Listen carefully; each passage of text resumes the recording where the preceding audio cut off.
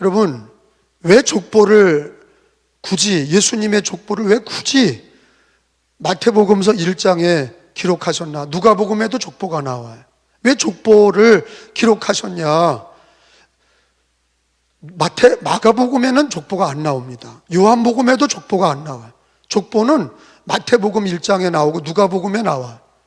근데 특별히 왜 족보를 하나님이 거기 기록하셨나? 이게 굉장히 중요해요. 하나님이 성경을 주실 때 왜 굳이 족보를 써서 주셨나?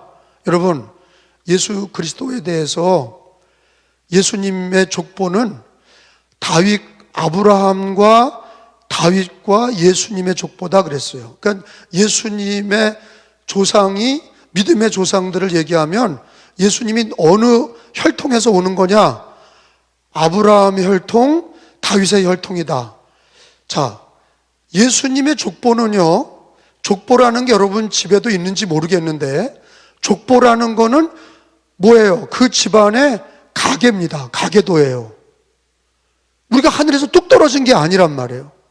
족보가 있다는 건 조상이 있다는 거예요. 이해가 되시죠? 조상이 있다는 거는 역사적인 기록이라는 거예요. 성경이 역사적인 기록이에요. 사상서가 아니고 철학책이 아니에요. 성경은 족보를 기록하면서 역사적이면서 하나님 말씀이다. 예수님이 오신 거는 뭐 유령같이 왔다가 없어진 게 아니라 족보를 얘기하시면서 아브라함의 자손으로 다윗의 자손으로 오신 예수님에 대해서 족보를 가리키면서 역사적인 사실이다 하는 거를 가르쳐 주시는 거예요. 그리고 역사적인 사실이 왜 중요하냐? 여러분, 신화가 많거든. 단군? 신화라고 그래요. 박혁거세? 신화라고 그래요. 그런 신화는 어느 나라에든지 다 있어요. 근데 단군의 족보가 없어. 왕들의 족보는 있죠. 그래서 태종태세 문단세에 나오는 거예요. 왕들의 족보가 있는 거예요. 예수님의 족보가 왜 중요하냐? 예수님은 역사적인 주님이시다. 역사적으로 2000년 전에 실제로 오셨던 주님이시다. 신화가 아니다. 많은 종교에는 신화가 많아요. 힌두교나 또는 많은 그 우상숭배 종교들에게도 다 신화가 있습니다. 신화라는 거는 뭐예요? 역사적이지 않다 그런 뜻이에요. 그리스 신화, 뭐 아폴로가 나오고 비너스가 나오고 그거 다 신화예요. 그거 뭐예요? 역사적이지 않다는 거예요. 근데 우리 예수님은 족보가 나왔다는 건 뭐예요? 신화가 아니라 사실이다 하는 거예요. 역사적인 사실이다. 할렐루야. 예수님은 역사적인 사실이단 말이에요. 하나님의 아들이 하나님이 육신을 입고 이 땅에 오신 역사적인 사실이다. 그래서 뭐와 구별해요? 신화와 구별이 되는 거예요.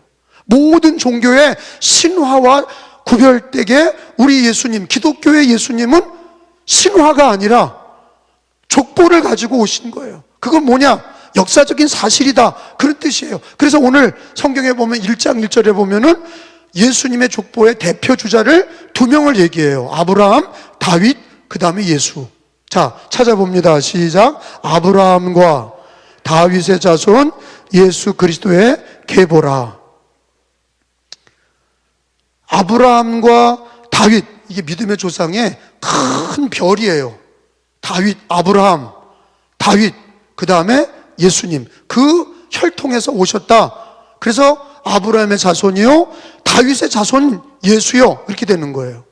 예수님을 다윗의 자손 이렇게 얘기하는 거는요, 아브라함과 다윗의 자손으로 오셨다. 역사적인 사실이다. 따라합시다. 역사적인 사실이다. 그러니까 신화가 아니라는 거예요. 실제 오셨던 거예요. 그 다음에 또 중요한 게 있어요.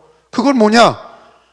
족보가 있다는 거는 유사품을 방지하는 거예요. 유사품. 유사품이 뭐예요? 가짜를 방지하는 거예요. 아브라함과 다윗의 자손에서 예수님이 오셨다는 건 대한민국에 예수님이 오실 수 있어요, 없어요? 아니, 대답을 못하네? 아브라함이 대한민국 사람이에요? 다윗이 대한민국 사람이에요? 예수님이 대한민국 사람으로 오실 수 있어요, 없어요? 없어. 왜? 하나님이 누구의 자손으로 오시게 한 거예요? 아브라함과 다윗의 자손으로 오셨기 때문에 그 혈통이 이스라엘 혈통이에요. 미국에서 나실 수 없어요. 중국에서 오실 수 없어.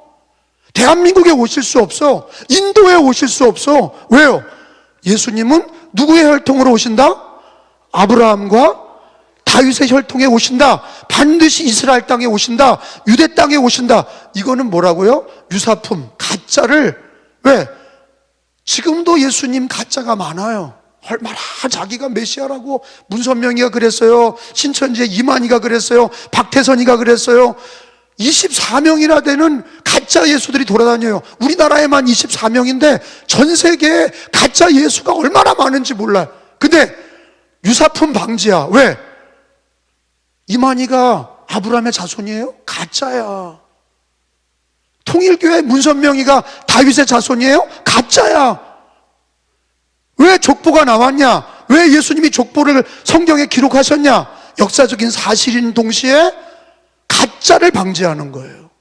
그래서 하나님은 구약의 내내 아브라함을 세우시고 다윗을 세우시고 그 혈통에 자기 아들 예수님을 보내셨기 때문에 다른 민족의 예수님이 오실 수가 없어. 그 이스라엘 땅에 오셔야 돼. 왜? 그게 약속이야. 그래서 어디에서 뭐 가짜가 나타나서 기적을 행한다고 그러고 능력을 행한다고 그래도 그 예수님이 아니야. 왜? 반드시 예수님은 유대 땅에 오신 예수가 진짜 예수야. 아멘 하세요. 이거 중요한 거예요. 왜? 가짜가 너무 많아. 유사품이 너무 많아. 우리가 예수님 믿을 때 왜 가짜가 많냐? 예수님에 대해서요. 부처 가짜 많지 않아요? 알라 가짜 많지 않아요? 왜 예수님에 대해서 유독 가짜가 많냐? 마귀가 예수님을 못 믿게 하는 방해전선이죠. 유독 예수님에 대해서 가짜가 많은 거예요. 전 세계적으로. 왜? 마귀가 그러는 거예요. 자칭 예수라는 자가 많아. 다 가짜예요. 반드시 예수님은요, 이 성경의 족보대로 오신 겁니다. 그 예수가 아니면 가짜 예수예요. 유대 땅에 오신 예수님, 아브라함의 자손으로 다윗의 자손으로 오신 하나님의 아들, 그분만이 우리 구세주세요. 할렐루야. 그게 굉장히 중요한 거예요. 가짜를 막는 거죠. 그래서 여기 온풍기 좀 낮춰야 돼요. 너무 이게 더워요. 자, 아주 꺼버리지 말고 잘해요. 자, 마태복음 1장 17절에 보세요. 자, 족보가 어떻게 되나 봐요. 아브라함부터 다윗까지 14대야. 14대. 시작. 그런즉 모든 대수가 아브라함부터 누구까지? 다윗까지 몇 대야? 14대. 다윗부터 바벨론까지 사로잡혀 갈 때가 몇 대야? 14대. 바벨론에서 사로잡혀 간 후부터 바벨론에서부터 예수님이 오실 때까지가 몇 대야? 14대. 자, 성경은 이렇게 역사적으로 구분을 해. 첫째로 아브라함부터 누구 때까지? 다윗 때까지 14대. 누가 누구를 낳고 이렇게 해서 14대가 되는 거야. 그 다음에 다윗 때부터 바벨론 망해서 바벨론 포로로 끌려갈 때까지가 몇 대야? 14대가 또 지나가. 그리고 바벨론 포로에서 예수님 때까지가 몇 대야? 14대야. 그러니까 이게요, 그걸 다 계산해 보면은 역사적인 시간이 딱 나와. 가짜가 있을 수가 없어요. 가짜 예수가 나와서 내가 예수다고 할 수가 없어. 왜? 아브라함부터 다윗까지 14대, 다윗부터 포로까지 바벨론 포로까지 14대, 바벨론에서부터 예수님까지 14대. 그리고 다른 민족에서 오실 수가 없어. 아수르나 바벨론이나 페르시아나 로마나 미국이나 대한민국이나 중국에서 오시는 예수가 아니라 아브라함, 다윗의 자손으로 오시는 예수야. 그리고 그 민족에 오실 때 어떻게 오시냐? 성경에 보니까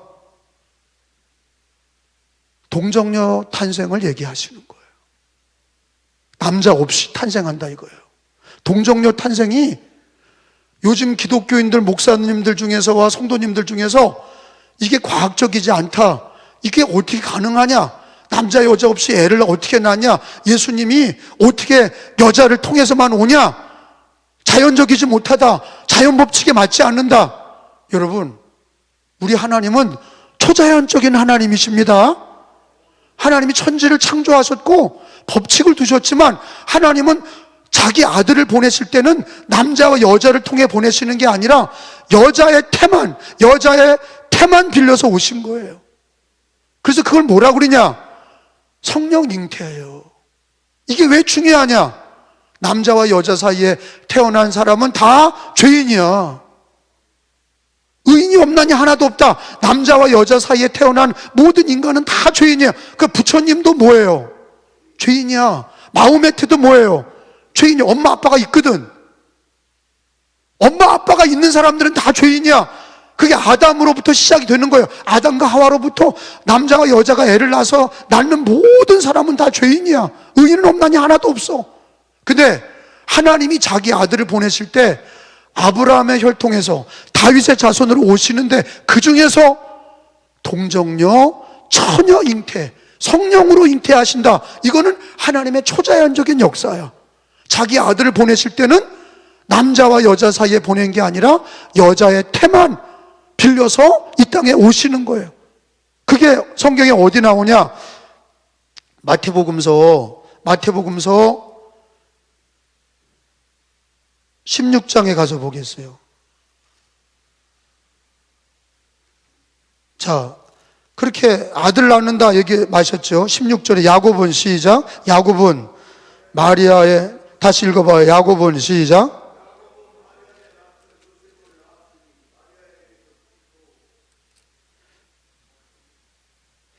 야곱은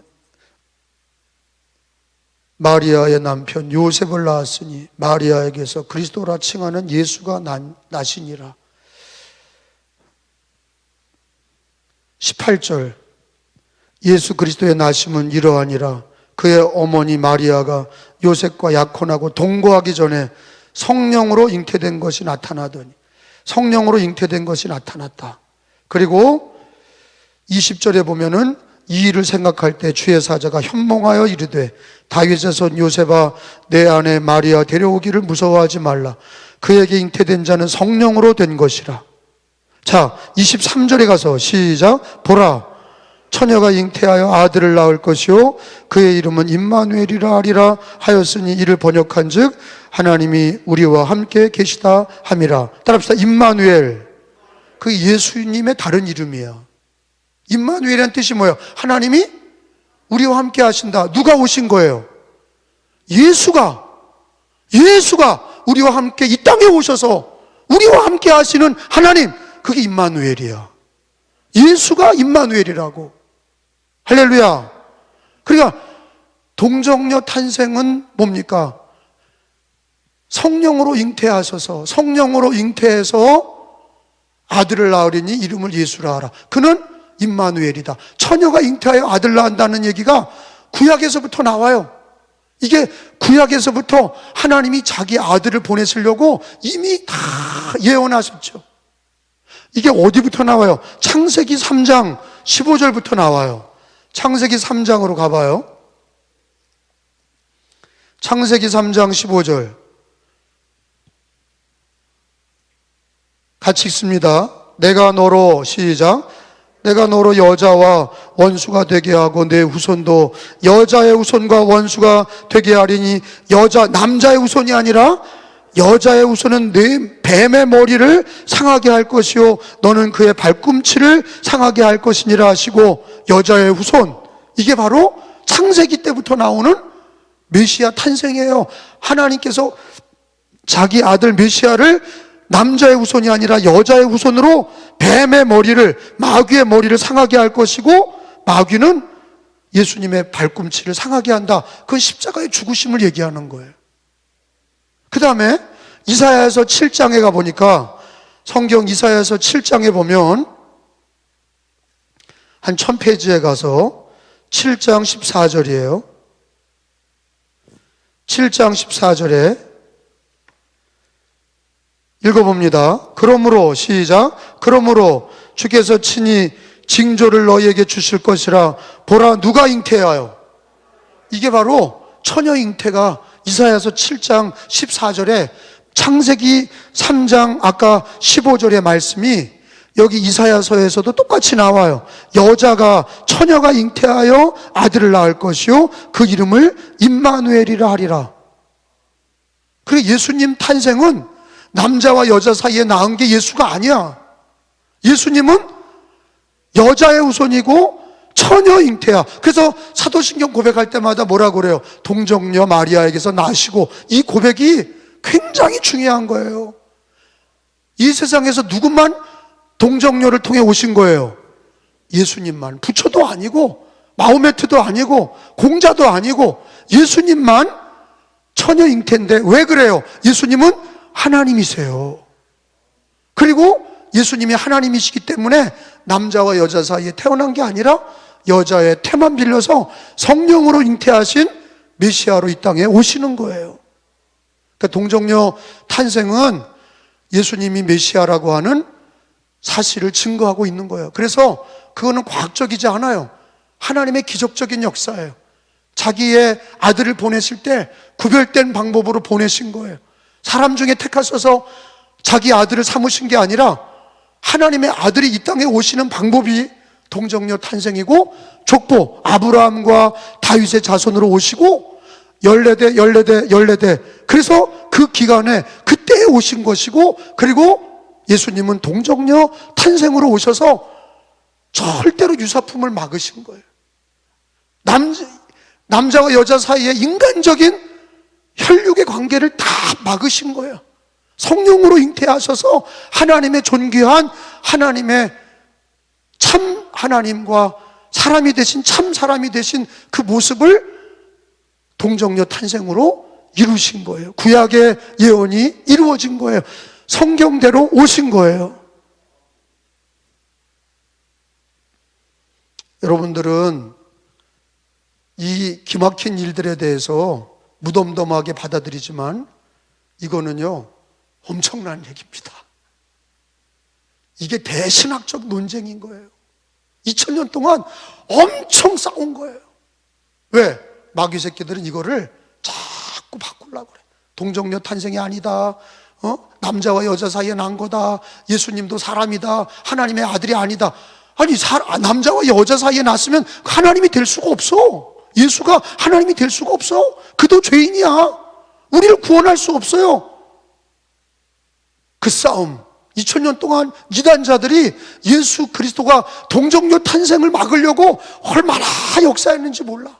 그런데 성경의 말씀을 그대로 이루시고 예수님이 오셨고 그대로 믿는 성도들이 믿음을 지킨 거예요. 우리들도 예수님의 족보를 볼 때, 예수님은 역사적인 사실이구나. 이 땅에 직접 오셨구나. 다른 종교의 신화와 다르구나. 역사적인 사실이구나. 그리고 성경을 통해 족보를 읽을 때마다 감사하셔야 돼. 유대 땅에 오신 예수님, 다른 민족에 오신 게 아니라 유대 땅에 오시겠다고 하시고 유대 땅에 오셨고, 그 다음에 동정녀 마리아를 통해서 하나님의 초자연적인 역사로 구약의 예언대로 보라, 처녀가 잉태하여 아들을 낳으리니 그 이름을 임마누엘이라 하라. 그 이름은 예수다. 임마누엘 이름이 예수예요. 임마누엘이 예수고 예수가 임마누엘, 우리와 함께 하시는 그 이름 예수 그리스도, 죄인이 부르고 구원받는 이름 예수 그리스도, 임마누엘, 예수님이십니다. 여러분, 예수님이 이 땅에 오시기까지가 엄청난 역사가, 드라마가 있는 거예요. 모세는요, 믿음의 조상 모세는 예수님을 탄생을 보고 죽었어요? 예수님 오기 전 사람이에요. 다윗도 그렇게 위대하다고 그러지만 예수님 탄생을 보지 못했어. 우리는요, 이 시대에 예수님 오시고 2000년 전에 우리가 2000년 후에 예수님을 믿지만, 우리는요, 이 땅에 예수님이 오신 다음에 모세도 다윗도 예수님을 못 보고 죽었어. 근데 우리는 예수님을, 구세주 예수님을 이제 우리는 믿고 신앙생활하게 하셨어요. 그렇기 때문에 모든 민족이 예수님을 통해서 구원받게 하신 거예요. 모든 민족이 예수님을 믿고 구원받게 하신 거예요. 십자가 강도도 예수님 믿고 구원받게 하셨고, 대한민국에서 저도 예수님 믿고 구원받게 하셨고, 여러분도 예수님 믿고 구원받게 하신 거예요. 예수님밖에 없습니다. 주님은 그리스도시고 살아계신 하나님의 아들이시다. 자, 여러분 마태복음 16장 16절에 한번 가봐요. 우리가 그 믿음의 위대한 선언이 주는 그리스도시요 살아계신 하나님의 아들이십니다. 그 고백이에요. 자, 마태 16장 16절 우리 한번 찾아서 읽어봅니다. 시몬 베드로가 대답하여 이르되, 거기요, 시작. 시몬 베드로가 대답하여 이르시되 주는 그리스도시요 살아계신 하나님의 아들이시니이다. 아멘. 주는 그리스도시요 살아계신 하나님의 아들이십니다. 한번 다시 시작. 주는 그리스도시요 살아계신 하나님의 아들이시니이다. 자, 그리스도란 뜻이 뭐냐 하는 거예요. 주는 그리스도시요, 그리스도란 뜻이 뭐냐? 메시아란 뜻이에요. 메시아. 히브리 말로는, 이스라엘 말로는 메시아. 헬라어는, 그리스 언어로는 그리스도야. 그게요. 우리가 예수 그리스도 그렇게 얘기하는데 원래는 히브리인들은 뭐라고 그러냐? 예수 메시아 이렇게 얘기하는 거예요. 히브리 말로는 예수 메시아. 히브리인들은 메시아라고 그래야 알아들어요. 근데 헬라어는 그 당시 알렉산더 대왕이 그리스 제국으로 전 세계를 제패해서 모든 사람들이 그 당시에 그리스어를 썼거든. 그래서 모든 사람에게 전도하기 위해서 예수님이 메시아다 그러면 못 알아들어. 이거 이스라엘 말이기 때문에 메시아란 뜻을 못 알아들어. 그리스도란 뜻이 바로 메시아를 번역하면 헬라어로 그리스도예요. 따라합시다. 그리스도. 그 우리는 우리나라로 번역하면 구세주란 뜻이에요. 구세주. 근데 사실은 그리스도란 뜻이 구세주란 엄밀한 뜻이 아니라 진짜 뜻은 왕이란 뜻이에요. 만왕의 왕, 만유의 주, 만왕의 왕이란 뜻이에요. 그리스도, 왕, 제사장, 선지자, 그 중에 그리스도란 뜻이 가장 많이 썼던 단어가 뭐냐? 왕이에요. 왕. 만왕의 왕이시다. 만유의 주시다. 그래서 예수 그리스도란 뜻이 뭐냐? 예수님은 구세주, 예수님은 만왕의 왕, 예수님은 만유의 주, 그런 뜻이에요. 예수님이 4대 성자 중에 하나냐? 부처님도 훌륭해. 어느 정도. 공자님도 어느 정도 훌륭해. 마호메트도 알라 이슬람을 일으킨 종교 지도자죠. 그런데 예수님은 훌륭하거나 그리고 무슨 종교 지도자가 아니라 그리스도란 뜻이에요. 왕이다. 만왕의 왕이시고 만유의 주시다. 그분이 우리의 구세주다. 그런 뜻이에요. 주는 그리스도시오. 예수는 그리스도다. 근데 우리는 붙여서 예수 그리스도 이렇게 얘기하지만 사실은 무슨 뜻이냐? 예수는 그리스도다. 따라합시다. 예수는 그리스도다. 그게 맞는 얘기예요. 한번 다시 해봐. 예수는 그리스도다. 시작. 자, 여러분이 힘들 때 누구를 찾아가나요? 그게 진짜 자기가 의지하는 그분이 진짜 그리스도야. 내가 힘들 때 누구를 찾아간다. 의사를 찾아간다. 그럼 그 사람이 그의 그리스도야. 그리스도라는 뜻은 뭐냐? 나를 건져줄 자, 나를 도와줄 자. 그 어렸을 때는 부모님이야. 엄마한테 가, 아빠한테 가. 엄마, 아빠를 의지해. 자라나면서 너 친구들 의지하고 선생님 의지하고 뭐 그런 거예요. 근데 여러분, 우리가 진짜로 의지해야 될 게 누구냐? 성경에서는 네가 예수를 그리스도로 고백한다는 것은 뭐냐? 사람을 의지하지 아니하고 어떤 종교나 어떤 교육이나 어떤 철학을 의지하지 않고 하나님의 아들이신 예수 그리스도가, 예수님이 나의 그리스도다, 예수가 그리스도다, 예수님이 나의 구세주고 만왕의 왕이시고 만유의 주시다, 그분을 의지해야 된다는 뜻이에요. 자, 여러분, 그리스도에 대해서 좀 말씀을 배우겠습니다. 요한복음서 1장 41절에 가보면 메시아란 뜻이 그리스도란 뜻이야. 요한복음 1장 41절에 가서 찾아가 보겠습니다. 요한복음 1장 41절에 보면 뭐 대단한 지식이 아니에요. 성경에 다 나오는 거예요.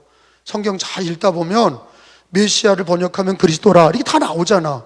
자, 41절 시작. 그가 먼저 자기 형제 시몬을 찾아 말하되 우리가 메시아를 만났다 하고, 메시아는 히브리 말, 이스라엘 말이고 번역하면 그리스도, 같은 얘기야. 그리스도다, 메시아다, 그런 뜻이에요. 메시아를 번역하면 그리스도, 히브리 말로 말하면 메시아.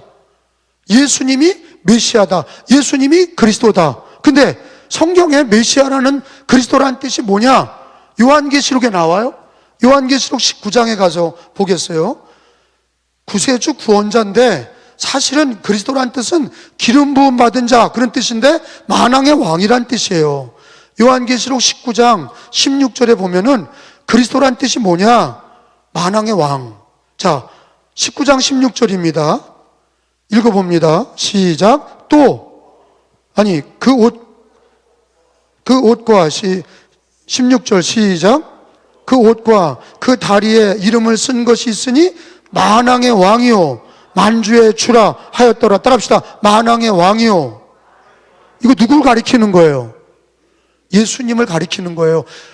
예수 그리스도라는 뜻이 뭐냐? 예수는 만왕의 왕이다. 또 만유의 주다. 모든 주인님 중에 최고의 주인님. 왕 중에 왕. 만왕의 왕. 많은 왕들이 있지만 그 중에 최고의 왕, 킹 오브 킹, 왕 중의 왕. 주인이 많지만 주인 중의 주인, 만주의 주인, 만주의 주. 따라합시다. 만왕의 왕, 만주의 주. 그러니까 모든 것의 왕이 누구예요? 그게 그리스도란 뜻이에요. 최고의 권력자, 최고의 힘센 분, 못할 것이 없는 분, 그게 그리스도야. 그리스도라는 얘기를 쓸 때는 모든 왕 중의 왕, 모든 주인 중의 주인, 그분의 권세와 그분의 능력을 그리스도라고 그래. 메시아라고 그래. 메시아, 그리스도. 그러면 왕 중의 왕, 만주의 주. 그게 누구라는 거예요? 성경은 예수님 한 분이다 하는 거예요. 예수 한 분이, 그분이 만왕의 왕이시고 만주의 주시다. 우리가 그 예수를 믿는 거예요. 여러분 생각해봐요. 우리가, 하나님이 우리 마음을 열어서 우리를 불쌍히 여겨서 예수님 믿지 않게 해서 여러분이 지금 알라를 믿는다든지, 아니면 여러분이 무신론자로 산다든지, 아니면 불교에서 아직도 우상숭배하고 무당 쫓아다니고 점치고 그렇게 살다가 지옥에 가는 것도 모르고 산다든지, 여러분 그랬으면 얼마나 우리가 불행해요. 예수를 믿고 만왕의 왕이시고 만주의 주인이신 예수님, 예수님은 신화가 아니라 그분은 족보가 있는 역사적인 사실로 오셨고, 그분은 하나님의 아들로 동정녀 마리아를 통해서 오셨고 성경의 약속대로 오셨어요. 그분만이 우리 주님이세요. 여러분 예수님 믿기 잘하신 거예요. 여러분 누굴 만난 게 최고의 기쁨인가요? 자세히 돌이켜보세요. 우리 인생길을 걸어가면서 누굴 만난 게 가장 기쁨이에요? 그리스도이신 예수님 만난 게 가장 큰 기쁨이에요. 바울 사도는요, 그 사람은 바리새인 중에 바리새인이고 공부도 제일 많이 한 사람인데 예수님을 만난 다음에는요 다 배설물같이 여겼어요. 예수님만이 최고라고 그랬어요. 물론 우리가 정말로 연약해서 예수님을 구주로 믿으면서도 자꾸 바쁘다 보고 세상 것에 빠져서 자꾸 다른 것들을 귀하게 여길 때가 있어요. 그런데 여러분, 우리는요 늘 신앙 고백을 하셔야 돼. 주는 그리스도시요 살아계신 하나님의 아들이십니다. 주 예수를 믿고 구원을 받았어요. 예수님이 죄 사함을 주셨어요. 예수님을 통하여 하나님의 자녀가 됐어요. 예수님을 통하여 구원을 받았고 영생을 얻었어요. 예수님만이 만왕의 왕이세요. 그런 다윗 왕은 자기가 왕일 때 나는 성전에 문지기로 있는 게 좋습니다. 나는 여호와의 집에 있는 것이 더 좋습니다. 세상에서 첫날보다 여호와의 집에서 하루가 더 좋습니다. 왜 다윗은 자기가 왕이면서도 나의 왕이신 여호와 하나님, 만군의 여호와여 내가 주를 사랑하나이다, 왜 그랬냐? 여러분, 이 세상의 왕보다 더 높으신 분이 누구냐? 창조하시고 그리고 지금도 역사를 주관하시고 개인의 생사화복을 주관하시고 마지막에 심판하시고 믿는 자들을 구원하셔서 영원한 천국까지 인도하실 만왕의 왕이신 예수 그리스도, 그분을 높이고 하나님을 높인 거예요. 그래서 우리는 늘 살면서, 세상에 살면서도 주는 그리스도시요 살아계신 하나님의 아들이십니다. 주 예수보다 귀한 것은 없습니다. 더욱 주 예수를 더욱 사랑, 성탄절을 통해서 동방 박사들처럼, 목자들처럼 유대 땅에 오셨던, 2000년 전에 오셨던 예수님, 지금도 살아계신 예수님, 다시 재림으로 오실 예수님, 그분이 내 마음에 만유의 주님이시고 만왕의 왕이신 예수님을 높여드리고, 내가 예수님을 믿습니다, 그렇게 믿고 고백하면서 주를 위해 사셔야 될 줄로 믿습니다. 믿음으로 사셔야 될 줄로 믿습니다. 우리가 믿는 예수님은 잡신이 아닙니다. 신화가 아닙니다. 거짓 신이 아니에요. 잘못된 신앙이 아니에요. 우리가 믿는 예수님은 성경대로 오신 하나님의 아들이시고 그분은 그리스도십니다. 만왕의 왕이십니다. 만주의 주십니다. 예수님이 메시아입니다. 예수님은 그리스도입니다. 따라합시다. 예수님은 그리스도다.